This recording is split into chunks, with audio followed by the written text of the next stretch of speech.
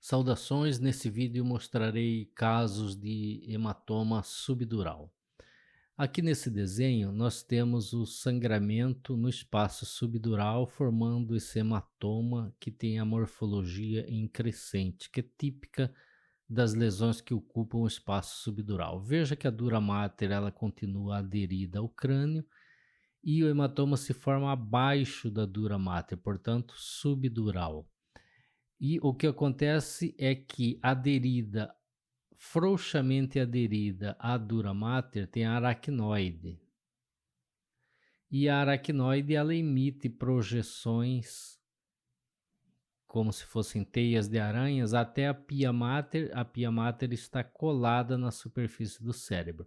Então, quando ocorre a ruptura das veias em ponte, que são veias que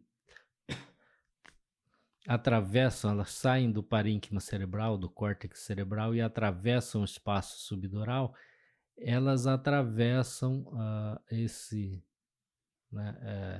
aracnoide e a dura mater, e elas podem romper no trauma e dar um sangramento venoso, e esse sangramento ocorre entre a dura mater e a aracnoide, vai descolando a aracnoide da dura mater. E como essa aderência é frouxa entre a aracnoide e a dura mater, ele vai descolando, vai dissecando de maneira ampla, de forma que o diâmetro aqui antero-posterior ele fica pequeno e a extensão do hematoma fica muito grande. E aí ele adquire esse formato lentiforme ou em crescente, né, em forma de C. Isso ocorre em qualquer patologia que ocupe o espaço subdural, seja um hematoma, seja um higroma, que é o acúmulo de líquor no espaço subdural, ou seja um empiema, que é o acúmulo de pus no espaço subdural, né? E algumas vezes implantes metastáticos, né, tumores podem ocupar o espaço subdural e formar uma lesão lentiforme, né? Então vamos aqui na tomografia computadorizada. Veja essa volumosa lesão espontaneamente hiperdensa. Veja como ela se estende aqui, né, na região frontal, na região temporal, na região occipital e aqui na foice do cérebro, né? E até para a tenda do cerebelo aqui no finalzinho. E veja que o diâmetro dela aqui não é muito espesso, né? Mas ela é muito extensa. Então dá essa morfologia em C, né? Essa morfologia côncava aqui, que é típica do hematoma subdural agudo. Veja que tem compressão do parênquima cerebral, apagamento dos sulcos corticais, né? Veja, compare com o outro lado. Compressão do ventrículo lateral ipsilateral, dilatação do ventrículo lateral contralateral, desvio das estruturas da linha média para o outro lado. Então, tudo efeito aí da compressão do hematoma subdural agudo. Observe aqui um outro hematoma subdural agudo com o mesmo aspecto. Veja aí esse formato em crescente. Veja que ele se estendeu aqui para a foice do cérebro e para a tenda do cerebelo. Veja o efeito compressivo, né? Comprimiu o ventrículo, né? Deslocou as estruturas da linha média para o outro lado. Tem hérnia subfalcina. Já começa a haver dilatação do ventrículo contralateral. O desvio das estruturas da linha média bem acentuado, apagamento de sulcos corticais, tudo efeito do hematoma subdural agudo. E veja que não é muito homogêneo, tem áreas mais hipodensas dentro desse hematoma. Isso significa que é um hematoma que está em expansão, está em sangramento ativo.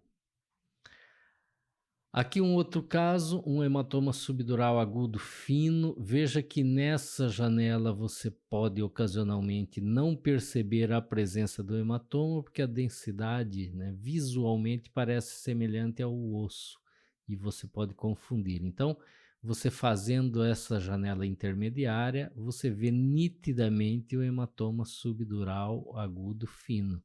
E veja que ele tem um efeito de massa, veja que tem apagamento dos sulcos corticais, começa a haver um pequeno desvio das estruturas da linha média para o outro lado, uma pequena compressão do ventrículo lateral, é só comparar com o outro lado. Então, mesmo ele sendo fino, ele é muito extenso e pode ter efeito de massa. Portanto, é fundamental você analisar nessa janela intermediária também, para procurar principalmente esses hematomas subdurais finos. Observe neste caso aqui, nessa janela é difícil identificar o hematoma subdural aqui frontal. Quando você faz essa janela intermediária, você vê nitidamente aqui um pequeno hematoma subdural frontal. Aqui mais um caso, né, de hematoma subdural agudo. Aqui um outro caso, aquele aspecto lentiforme, aspecto em crescente ou em C, compressão do parênquima cerebral, hérnia subfalcina, compressão do ventrículo ipsilateral, dilatação do ventrículo contralateral. E você observe aqui na reconstrução coronal que ele mantém esse formato em C, em lua crescente. E veja o efeito compressivo. Às vezes, você pode ficar em um corte ou outro na dúvida se não seria um hematoma extradural ou epidural, porque tem esse aspecto aqui convexo. Só que você, mudando as imagens ou mais para cima ou mais para baixo, você vai ver que a maioria das imagens segue um padrão aqui de concavidade. Então, na verdade, é um hematoma subdural agudo. O padrão predominante é de concavidade, ele é muito extenso e mais fino, né? Mesmo aqui, você vê que já havia uma concavidade aqui e aqui. Aqui um outro caso, veja o hematoma subdural agudo, né? Essa área hiperdensa aqui em formato de C. Veja que ele se estende aqui na foice do cérebro. Observe aqui na reconstrução coronal, veja a morfologia em crescente. Aqui, olha só, o hematoma subdural. Se estendendo aqui para a tenda do cerebelo à direita e aqui para a foice do cérebro. Aqui um hematoma subdural agudo na foice do cérebro, tem esse aspecto, né, essa morfologia. Veja só, aqui é hematoma subdural agudo na foice do cérebro, se estendendo aqui para a tenda do cerebelo. Desse lado, a tenda do cerebelo está normal. Aqui, veja que parece que ela é um pouquinho mais densa, um pouquinho mais espesso, mas na verdade é o hematoma subdural agudo que está se estendendo pela tenda do cerebelo. Aqui mais um caso, veja hematoma subdural agudo na foice do cérebro.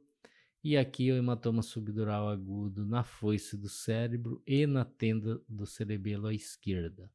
E ali mais hematoma subdural agudo.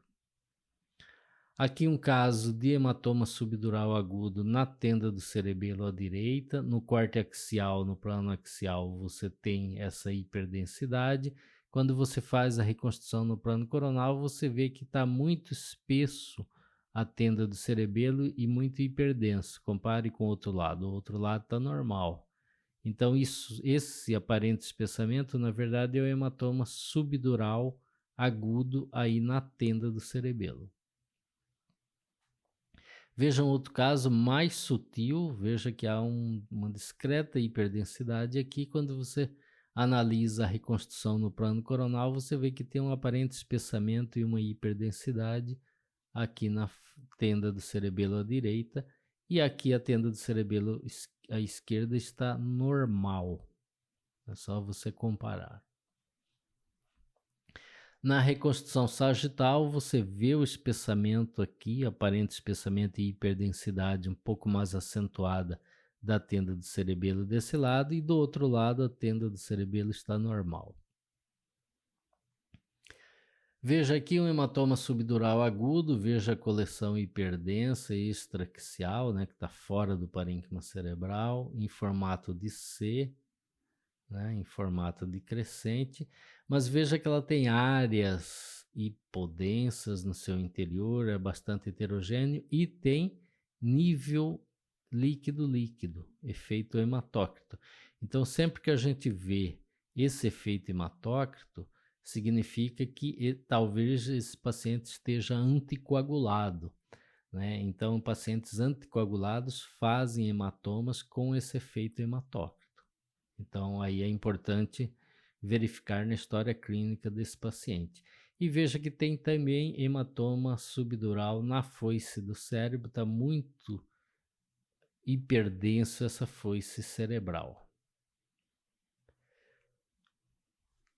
Aqui do outro lado, né, um outro caso com hematoma subdural agudo, com áreas hipodensas, né, e algumas áreas com nível líquido-líquido. Então, ou esse paciente está em uso de anticoagulante ou está com uma extensa hemorragia ativa, né, está sangrando nesse momento.